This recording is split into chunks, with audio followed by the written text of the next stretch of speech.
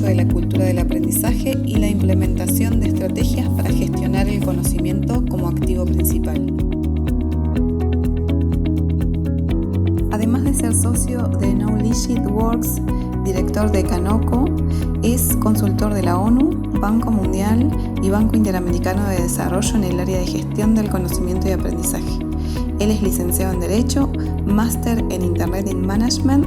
Además, imparte programas de gestión del conocimiento en diferentes universidades.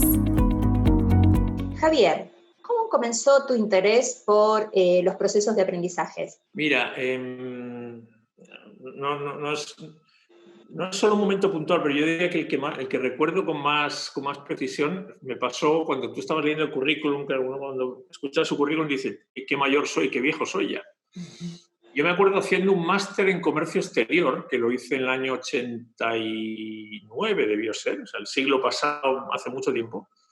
Yo me acuerdo que cuando terminamos el máster, no nos hicieron un examen, nos dieron un título y yo dije, qué curioso, nadie evalúe si yo he aprendido algo o no, no porque yo quisiera que me evaluaran, pero me llamaba la atención porque uno está acostumbrado durante todo el proceso educativo que le hagan exámenes. Claro.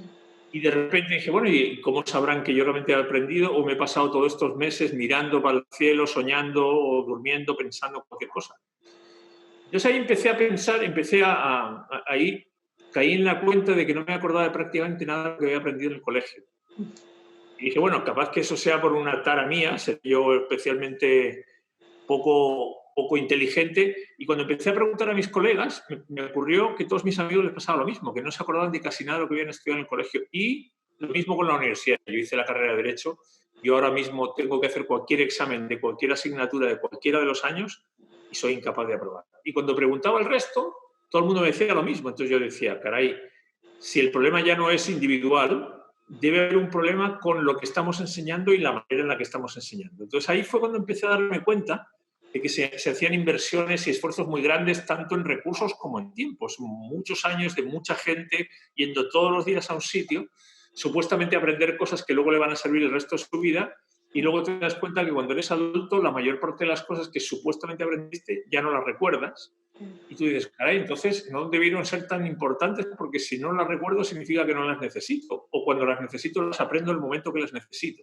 Entonces a partir de ahí fue cuando me empecé a dar cuenta de que algo estaba pasando, de que se dedicaba mucho esfuerzo, como te decía, y sin embargo los resultados eran pocos para pasarse 12 años en el colegio, 4 o 5 en la universidad, más luego másteres o doctorados que hace la gente.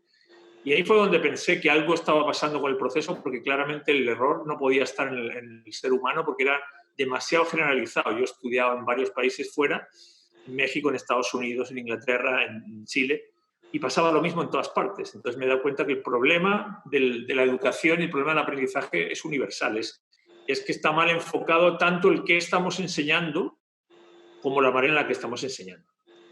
Claro, ¿y qué es el aprendizaje? Como para partir sobre esa base y después poder encararlo en ¿a qué denominás la cultura del aprendizaje?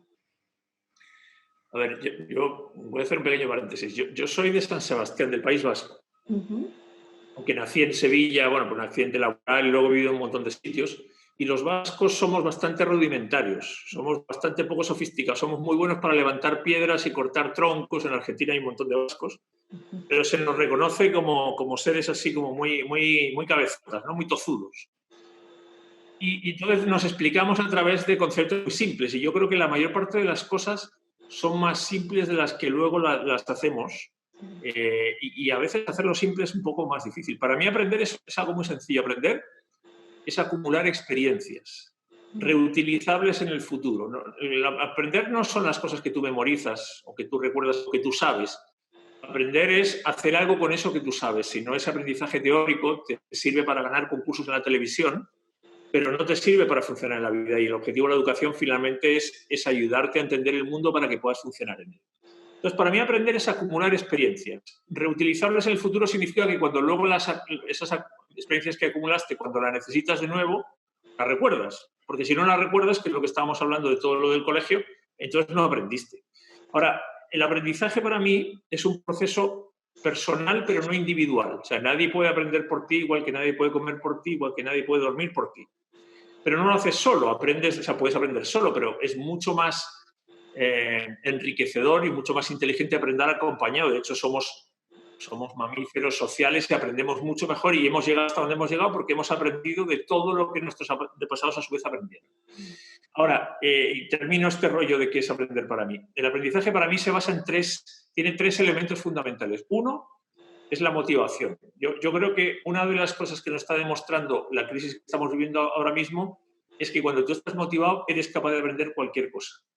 Y eres capaz de aprender a teletrabajar, y eres capaz de aprender a hacer ejercicio en casa, cosas que hasta hace un mes todo el mundo decía, no, es que no se puede, la típica excusa es que no se puede. Bueno, mentira, siempre se pudo, pero no quisimos. ¿Por qué? Porque nuestras motivaciones estaban en otros casos. Entonces, sin motivación es muy difícil aprender. Y lo que pasa en el proceso educativo es que la motivación por aprender no está en el niño o en el joven, está en el profesor que ha determinado unos contenidos, está en el papá que quiere que su hijo saque buenas notas. Y si a ti algo no te interesa, no te motiva, es muy difícil aprender. Lo segundo es que hace falta práctica. Por eso no basta con escuchar, porque si fuera tan fácil como aprender escuchando, el problema educativo estaría resuelto.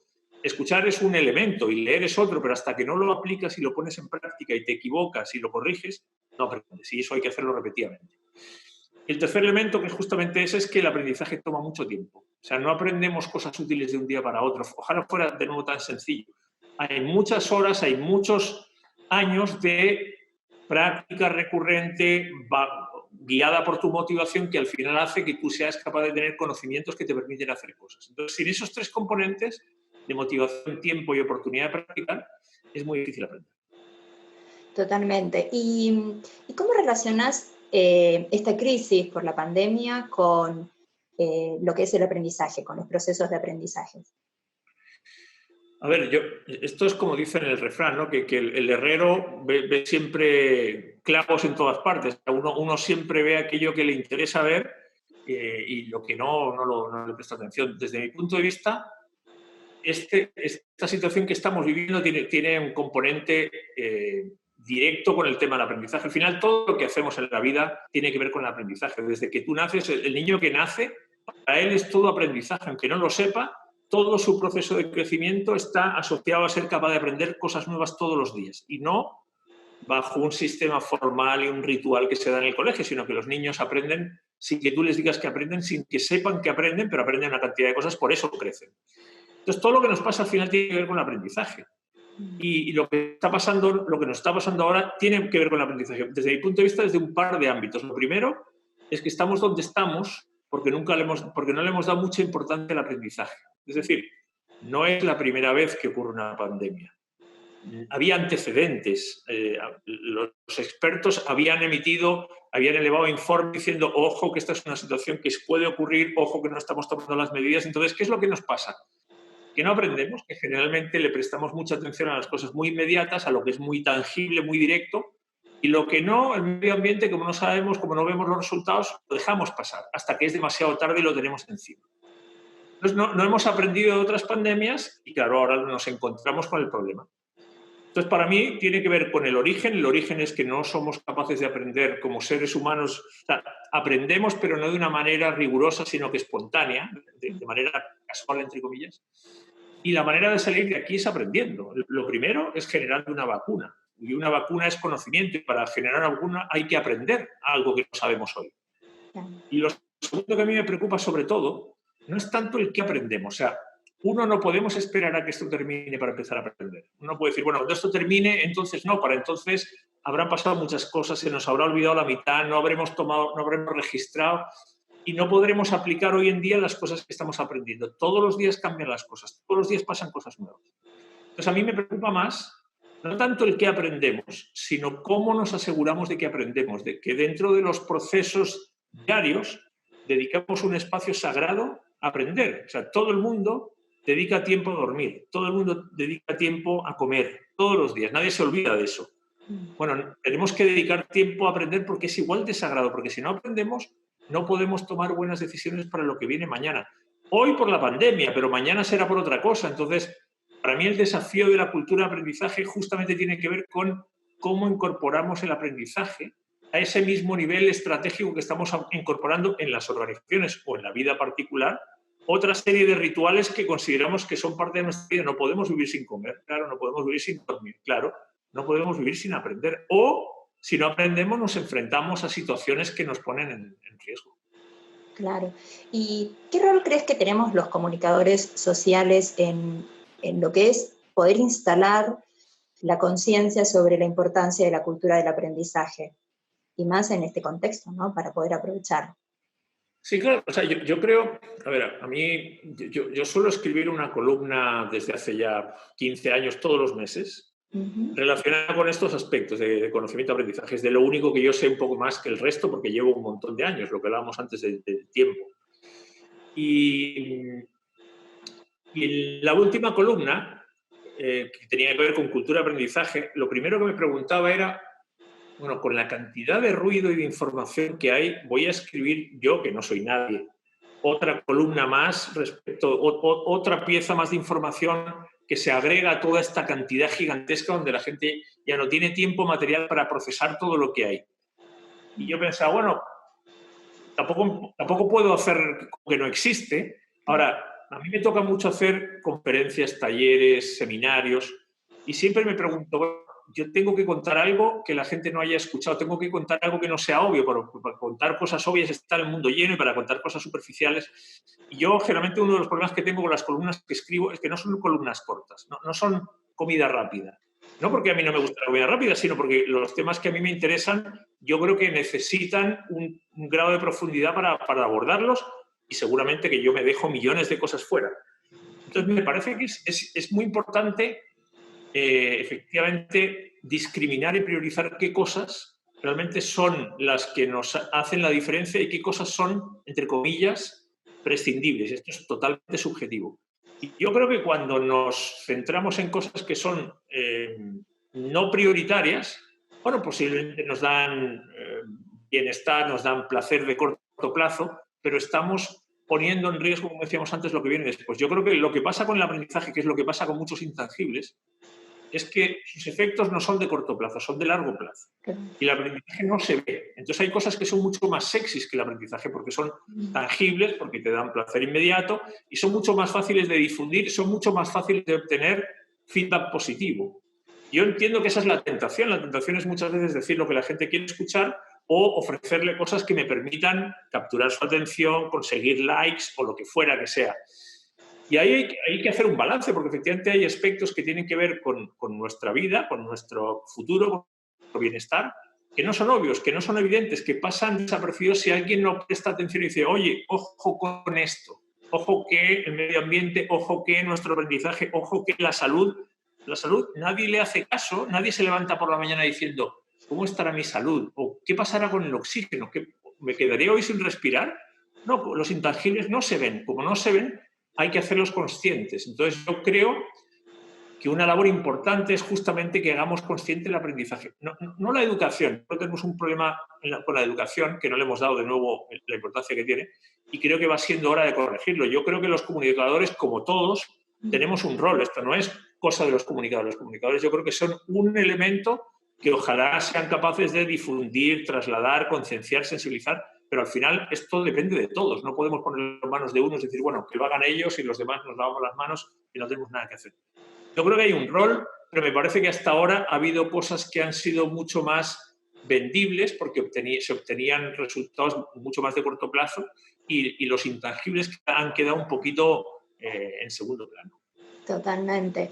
Y en línea con que vos tenés la posibilidad de compartir con capacitaciones, charlas, ¿cuál es la diferencia entre las organizaciones que toman conciencia de la importancia de tener equipos de expertos trabajando en lo que es el analizar, acumular, sistematizar los procesos de aprendizaje, todos los aprendizajes, y aquellas que todavía no tomaron conciencia? ¿También tiene que ver con esto que estabas planteando, de la no toma de conciencia, de que lo impredecible puede pasar y que somos vulnerables?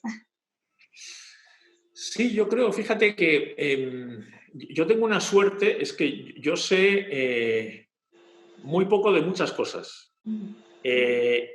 Y tengo la suerte de que como estoy continuamente o bien dando conferencias o bien haciendo proyectos con organizaciones de todo tipo, públicas, privadas, en todo tipo de sectores, en varios países, tengo la suerte de que veo montones de situaciones y eso me permite establecer algunos patrones de comparación y ver qué cosas van ocurriendo y qué cosas se repiten.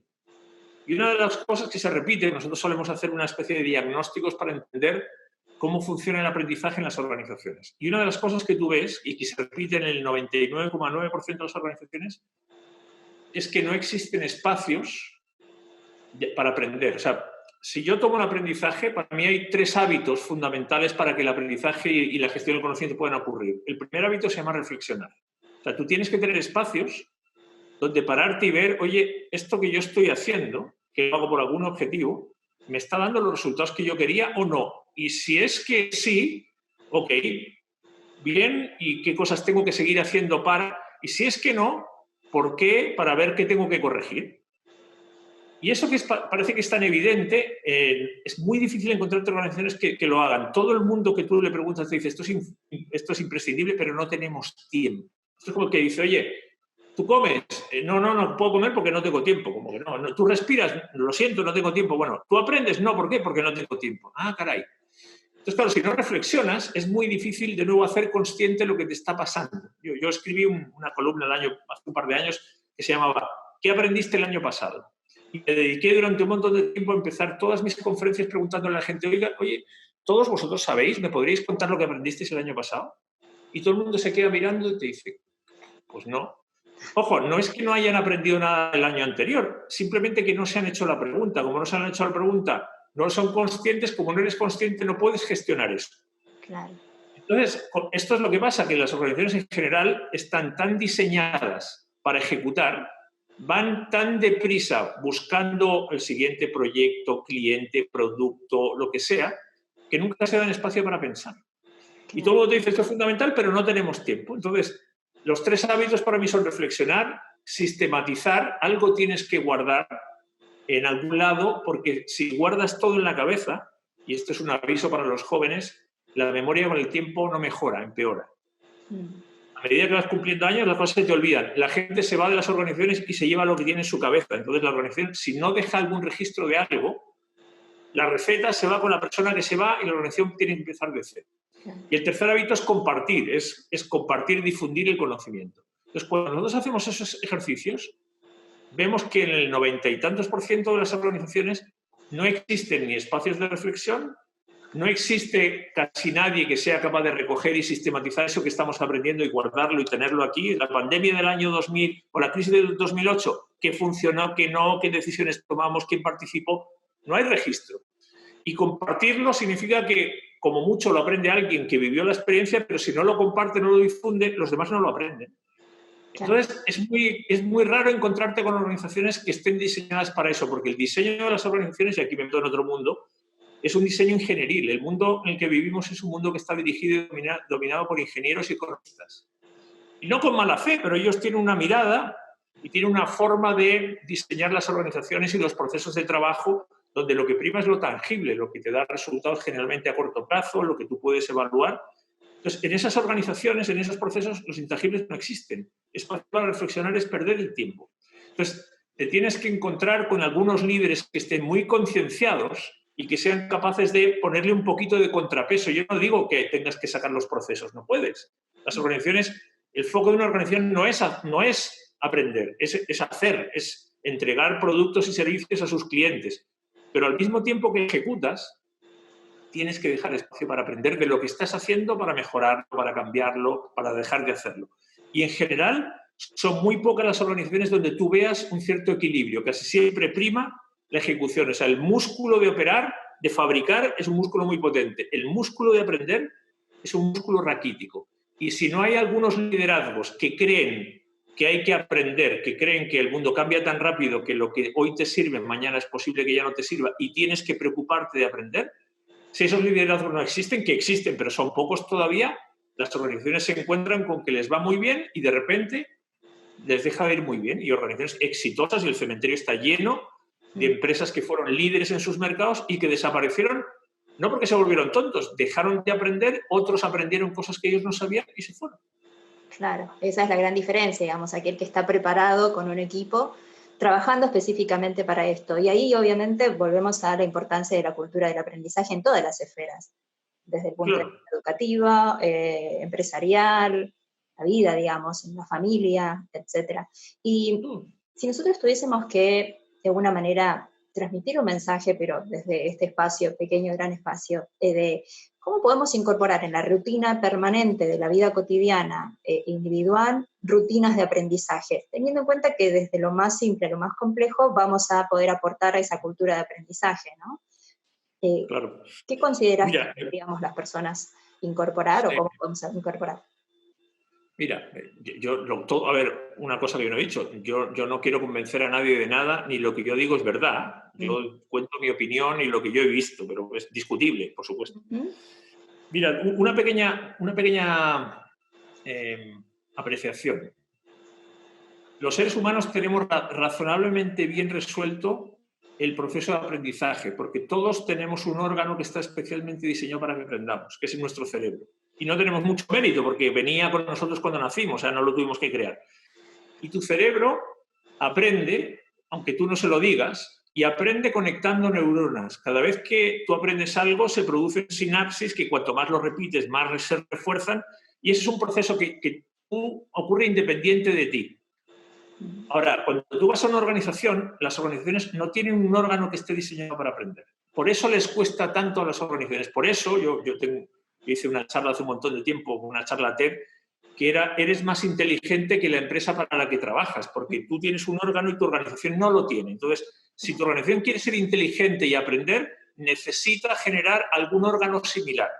Entonces, si el aprendizaje en el individuo ocurre en la conexión de neuronas, el aprendizaje en la organización ocurre en la conexión entre personas, porque es cuando las personas se conectan, se relacionan, interactúan, es cuando empiezan a compartir y distribuir conocimiento. Entonces, el aprendizaje organizacional ocurre cuando el conocimiento se distribuye y empieza a fluir. Si alguien sabe mucho y se lo guarda, la organización no aprende, aprende la persona, pero no la organización. Entonces, cuando tú dices, oye, ¿cuáles son las rutinas?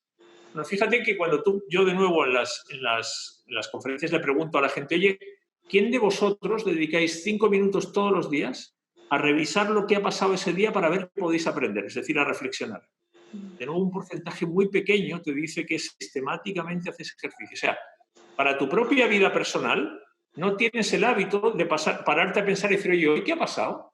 ¿Y qué debería yo tomar de esto? ¿Y cómo lo podría mejorar? No lo haces. Y no es porque no tengas tiempo, no es porque necesites alguna herramienta tecnológica muy sofisticada, es tu vida, o sea, no hay nada más importante que eso, no tenemos el hábito.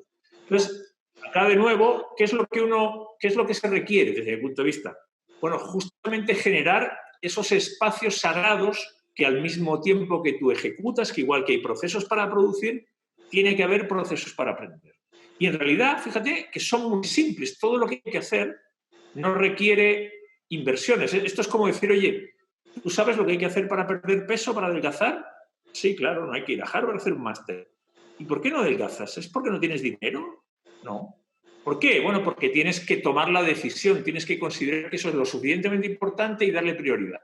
Con el aprendizaje pasa lo mismo. Lo que hay que hacer no es difícil. No hay que comprarse herramientas nuevas, no hay que mandar a la gente a estudiar. No, hay que tomar la decisión de que aprender es tan importante como ejecutar.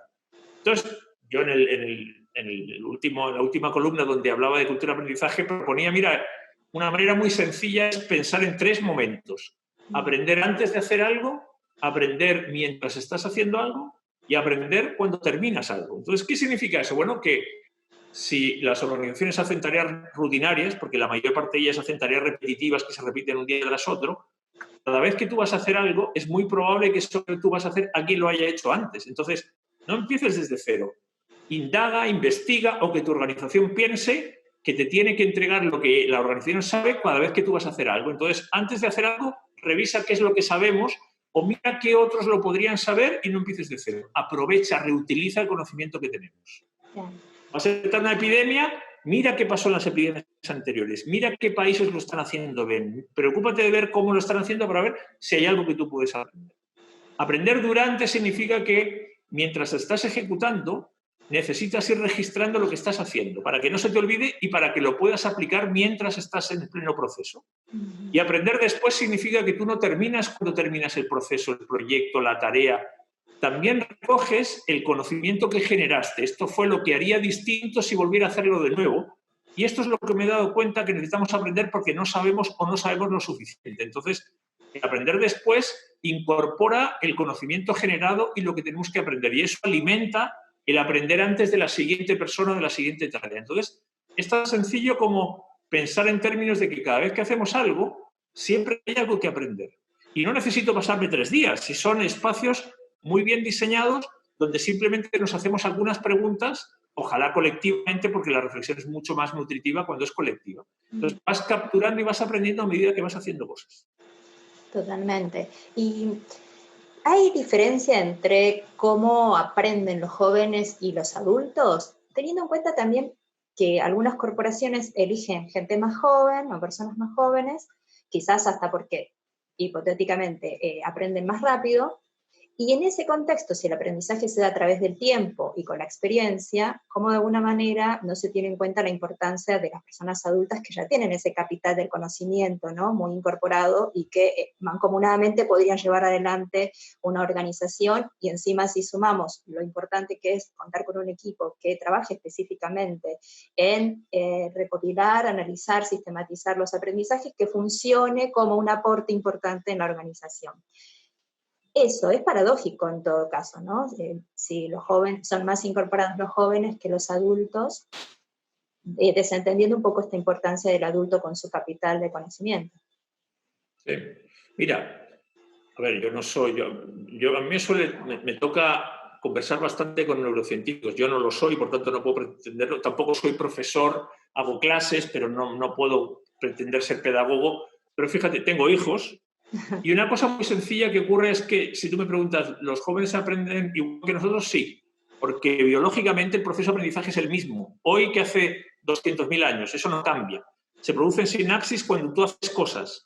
Y el error es una de las principales herramientas del aprendizaje, porque un error lo que hace es que te obliga a entender, a tratar de explicarte por qué te estás equivocando. Y a partir de ahí tú quieres corregir. Por eso provocar el error es una muy buena fuente para aprender.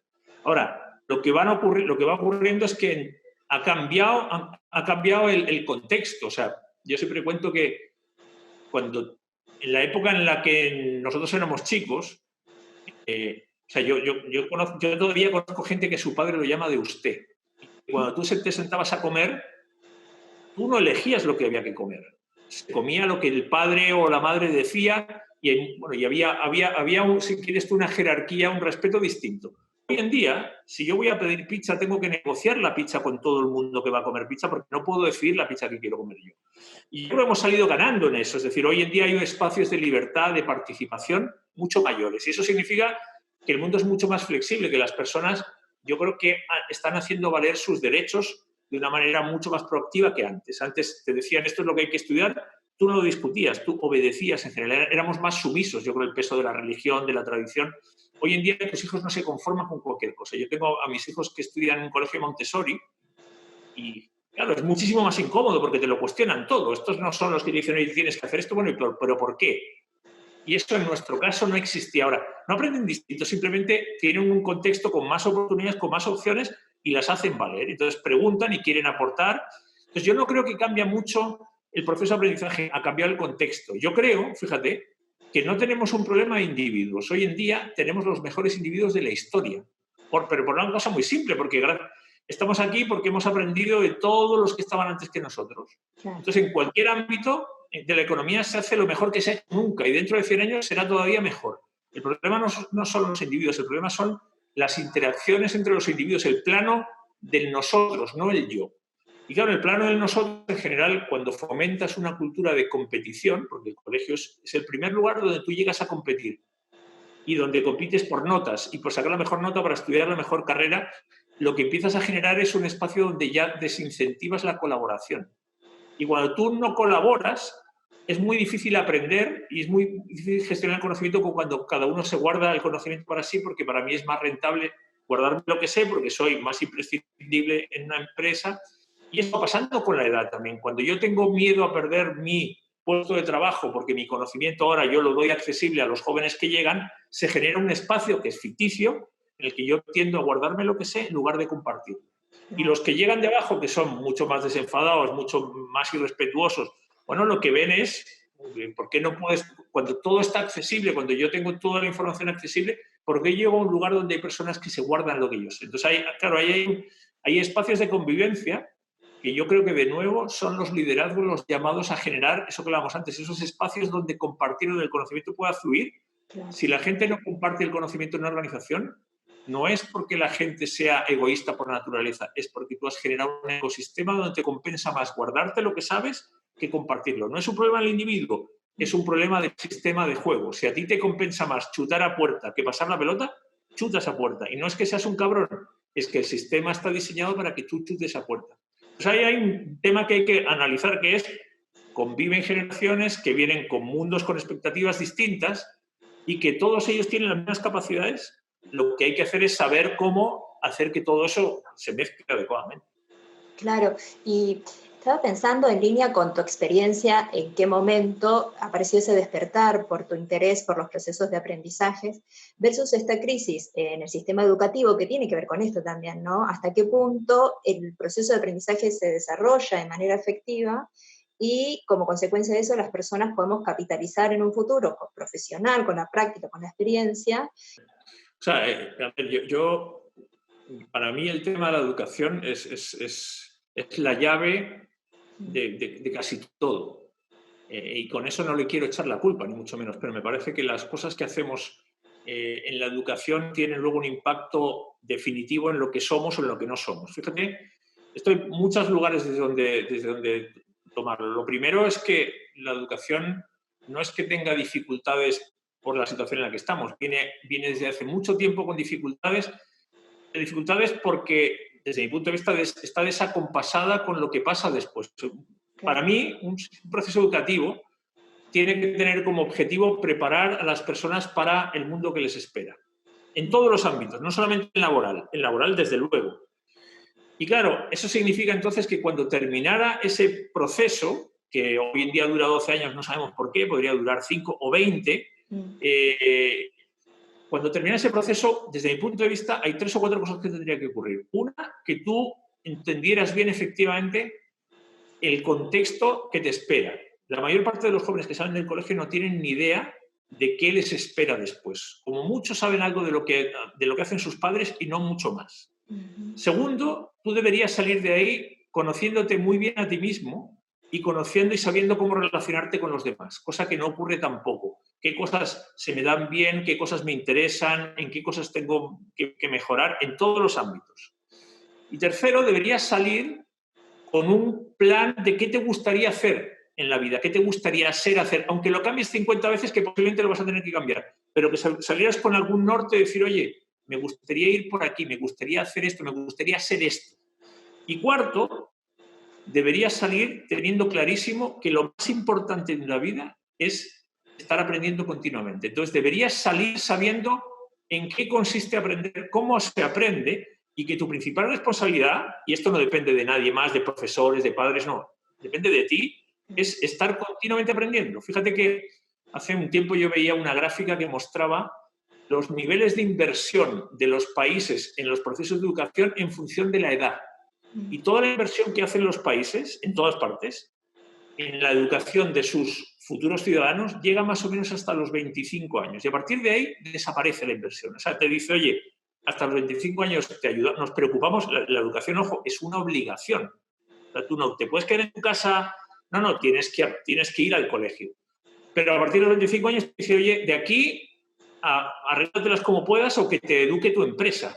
Claro, si nos estamos dando cuenta que ya no sirve educarte durante una etapa de tu vida y el resto trabajo o vivo, no, el proceso de aprendizaje es para toda la vida. Entonces, yo creo que una nación, que un Estado, que una ciudad inteligente se tiene que preocupar de tener a los mejores, a sus ciudadanos lo mejor educados posibles, porque eso es rentabilidad por todas partes, a nivel industrial, de salud, de cualquier dificultad. Gente mejor educada va a ser gente siempre que te va a dar un contexto mucho más satisfactorio, mucho más bienestar. Entonces, no lo hemos conseguido así, y lo que hicimos en su momento fue diseñar un sistema educativo sobre todo para proveer a un mundo industrializado donde, fíjate, tú no enseñabas a la gente que fuera creativa, ni que fuera innovadora, ni que fuera imaginativa, no, había que ser obediente, riguroso, y tú no tenías nada que preguntar ni nada que dudar, tú tenías que hacer y ser muy eficiente en el hacer. Ujú. Entonces, ese sistema que se creó en ese momento sin mala fe, hoy en día simplemente no funciona. Entonces, claro, ¿qué es lo que nos ocurre? Que el mundo que recibe a estos jóvenes te dice, oye, después de 12 años más universidad, más máster, me llega gente que no sabe hacer nada, que no sabe nada de sí mismo. Entonces, algo estamos haciendo mal porque estamos dedicando un montón de tiempo. La gente tonta no es porque tenemos, yo te digo, mis hijos son más inteligentes de lo que era yo a su edad, sin ninguna duda. O sea, la materia prima es muy buena. ¿Cuál es el problema? Que tenemos que olvidarnos de este sistema en el que vamos todos los días a la misma hora a hacer lo mismo, al mismo sitio, a estudiar cosas que alguien decidió por nosotros, todos en grupo, y dar la vuelta y hacer las cosas al contrario. ¿Qué cosas creemos que es importante que los jóvenes aprendan? ¿Matemáticas era lo más importante? Fíjate, pequeño paréntesis. Yo hice una pequeña investigación hace unos años y pregunté a un montón de adultos en varios países de todo tipo qué eran lo que ellos consideran que era lo más importante que tenían que aprender sus hijos cuando salieran del colegio. Cuando terminaran el colegio, ¿qué les importaba que sus hijos realmente supieran? Cuando miro la lista, no aparecen ni las integrales, no aparece la química, aparecen aspectos que todos los adultos saben que tienen que ver con la vida, es relacionarse con otros, tener resiliencia, ser capaz de aprender. Entonces tú dices, oye, ¿y esto, la empatía, la inteligencia emocional, esto dónde está en los currículums? No está. ¿Por qué? Coño, porque esto es difícil de enseñar, porque luego no es fácil evaluar tampoco y además porque tenemos un montón de contenidos y de profesores y de asignaturas diseñados de hace años. ¿Qué hacemos con todo esto? Entonces no lo podemos tirar a la basura. Bueno, quizás no haya que tirarlo, pero lo que hay que hacer es repensar y decir, oye, para el tipo de ciudadano que queremos tener en función del mundo que se nos viene, ¿cuáles son las principales competencias que tiene que tener esta gente? Y la mayor parte de ellas son estos intangibles que decíamos, hay que tener capacidad de pensar, hay que ser creativo, hay que saber relacionarse con otros, hay que gestionarse a uno mismo.